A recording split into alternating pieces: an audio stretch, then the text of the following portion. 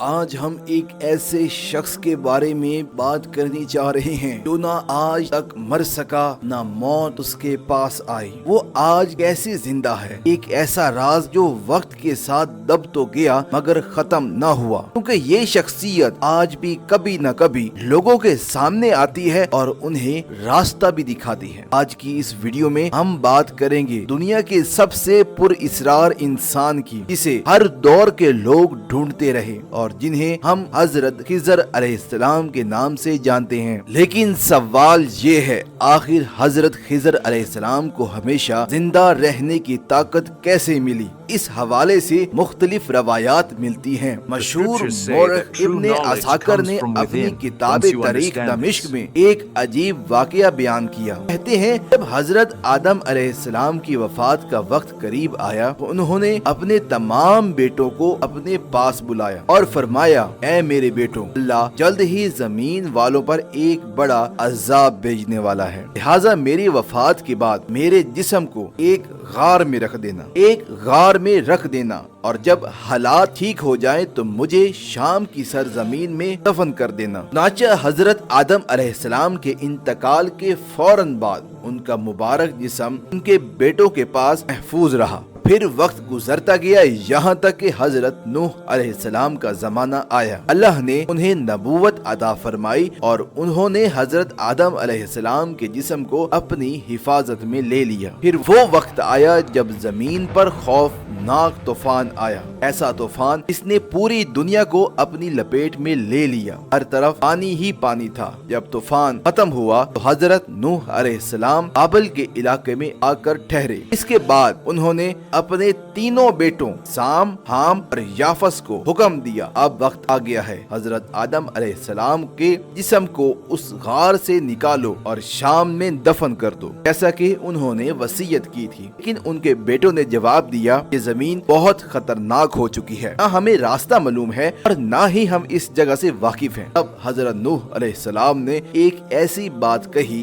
جو حیران کر دینے والی تھی۔ انہوں نے فرمایا، حضرت آدم علیہ السلام نے اس شخص کے لیے دعا کی ہے جو ان کے جسم کو دفن کرے گا، وہ قیامت تک زندہ رہے گا۔ یہ سن کر بھی کوئی آگے نہ بڑھا اور یوں وقت گزرتا رہا، یہاں تک کہ حضرت آدم علیہ السلام کی نسل میں سے ایک شخص سامنے آیا جس کا نام خضر تھا۔ انہوں نے ہمت کی، حضرت آدم علیہ السلام کے جسم کو اٹھایا اور ان کی وصیت کے مطابق انہیں دفن کر دیا۔ بس یہی وہ لمحہ تھا جہاں تقدیر بدل گئی۔ اللہ تعالی حضرت آدم علیہ السلام کی دعا کو قبول فرما لیا اور حضرت خضر علیہ السلام کو وہ زندگی عطا کی جو عام انسانوں کے لیے ممکن ہی نہ تھی۔ کہا جاتا ہے کہ حضرت خضر علیہ السلام کا اصل نام بلیہ تھا اور ان کی کنیت ابو العباس تھی۔ ان کے والد کا نام ملکان تھا، لیکن انہیں خضر کیوں کہا جاتا ہے اس کے پیچھے بھی ایک خوبصورت راز ہے۔ روایات میں آتا ہے کہ وہ جہاں بھی بیٹھتے وہاں کی خشک زمین اچانک سبز ہو جاتی،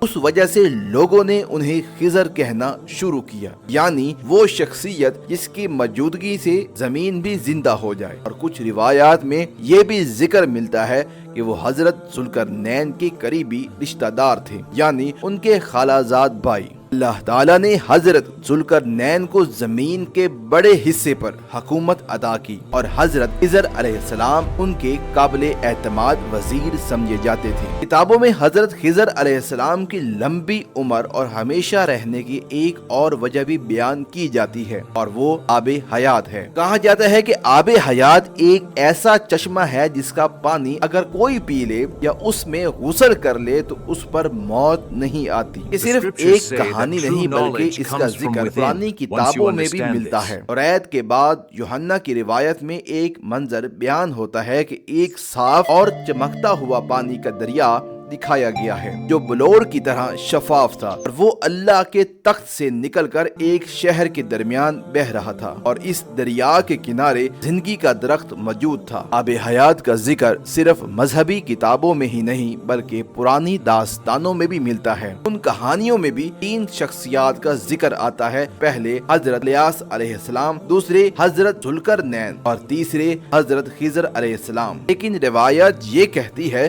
کہ اس پانی کی برکت صرف حضرت خضر اور حضرت الیاس علیہ السلام کو ہی حاصل ہوئی۔ کہا جاتا ہے کہ حضرت ذوالقرنین نے پرانی کتابوں میں یہ پڑھا تھا کہ حضرت نوح علیہ السلام کے بیٹے سام کی نسل میں سے ایک شخص ایسا ہوگا جو آب حیات پی لے گا اور پھر اسے کبھی موت نہ آئے گی۔ بس یہی بات ان کے دل میں بیٹھ گئی اور انہوں نے اس راز کو ڈھونڈنے کا فیصلہ کیا۔ اس مقصد کے لیے انہوں نے مغرب کی طرف ایک لمبا سفر شروع کیا۔ ان کے علم میں یہ بات آئی کہ آب حیات ایک ایسے علاقے میں ہے جہاں ہر طرف اندھیرا ہے اور وہاں تقریباً 360 چشمے موجود ہیں۔ حضرت ذوالقرنین نے اپنے لشکر میں سے 360 افراد کو منتخب کیا، ہر ایک کو ایک ایک مچھلی دی گئی اور حضرت خضر علیہ السلام کو ان سب کا سردار بنا کر روانہ کیا۔ انہیں ایک خاص ہدایت دی گئی، تم میں سے ہر شخص اپنی مچھلی کے ساتھ ایک چشمے میں داخل ہوگا اور واپس آ کر اپنی مچھلی پیش کرے گا۔ یہ سفر آسان نہ تھا،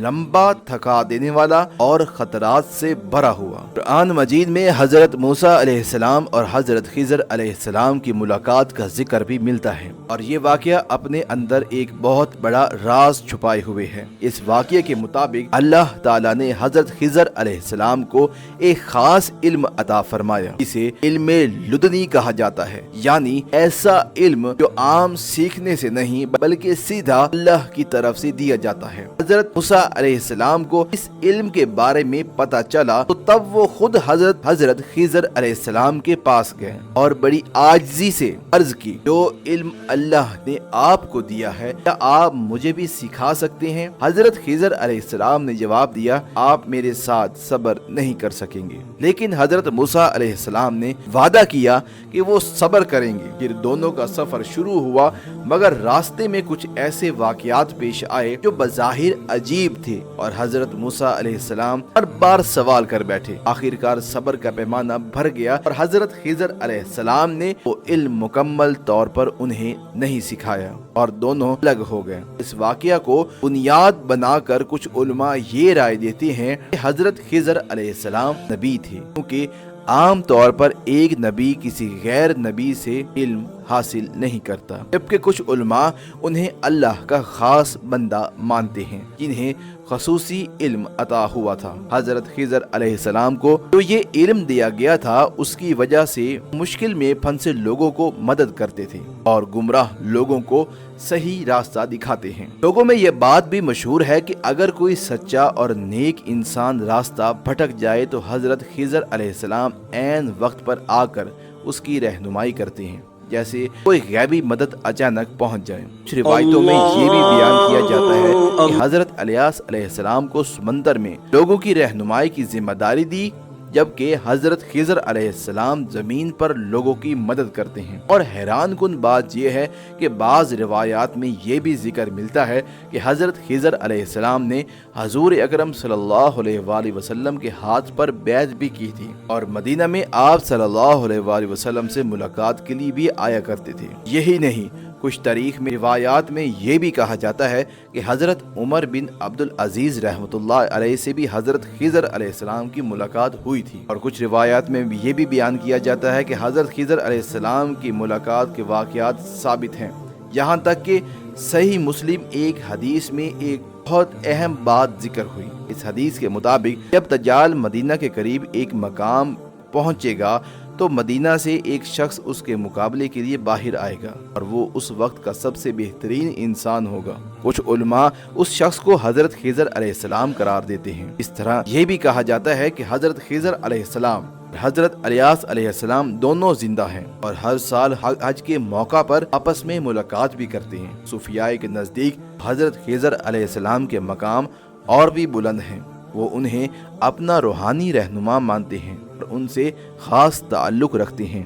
کچھ صوفی بزرگوں کے بارے میں یہ بھی روایت ملتی ہے کہ ان کی حضرت خضر علیہ السلام سے ملاقات ہوئی ہے، اور نہ صرف ملاقات بلکہ انہوں نے ایک لمبے عرصے تک ان سے دین کا علم بھی حاصل کیا۔ اسی وجہ سے صوفیہ حضرت خضر علیہ السلام کو محبت سے خواجہ خضر کہہ کر پکارتے ہیں۔ محترم ناظرین، اس ٹائم حضرت خضر علیہ السلام کہاں پر موجود ہیں اور کن لوگوں میں موجود ہیں، ہم اگلی ویڈیو میں آپ کو انشاءاللہ بتائیں گے۔